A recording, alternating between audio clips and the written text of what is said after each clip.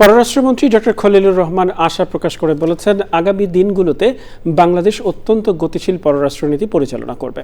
বিভিন্ন দেশের রাষ্ট্রদূতের সঙ্গে সাক্ষাতের পর তিনি সাংবাদিকদের বলেন, বিভিন্ন দেশের সাথে যেসব ইস্যু আছে সেগুলো নিজেদের ও সংশ্লিষ্ট দেশের স্বার্থ রক্ষা করে পারস্পরিক মর্যাদাবোধের জায়গা থেকে এগিয়ে নেওয়া হবে। লায়লা নওশিনের রিপোর্ট। নতুন সরকার ক্ষমতা গ্রহণের পর পররাষ্ট্রমন্ত্রীর সাথে সৌজন্য সাক্ষাৎ করছেন বিভিন্ন দেশের রাষ্ট্রদূত সহ প্রতিনিধিরা। সকালে পররাষ্ট্রমন্ত্রী ও প্রতিমন্ত্রীর সঙ্গে সাক্ষাৎ করেন মার্কিন রাষ্ট্রদূত।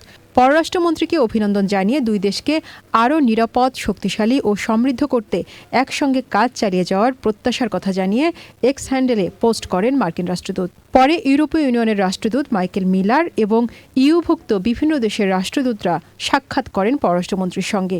সে সময় বিগত সরকারের সংস্কার কর্মসূচির ধারাবাহিকতা বর্তমান সরকার অব্যাহত রাখবে বলে আশা প্রকাশ করেন মাইকেল মিলার।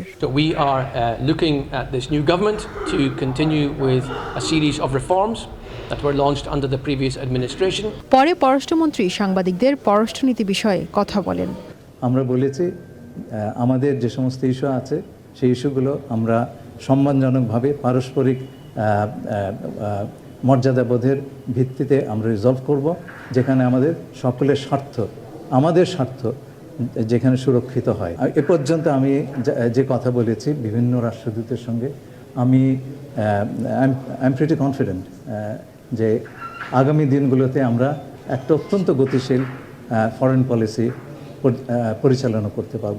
নতুন সরকারকে বিভিন্ন দেশ স্বাগত জানিয়ে একসঙ্গে কাজ করার প্রতিশ্রুতি দিয়েছে বলে জানিয়েছেন পররাষ্ট্রমন্ত্রী।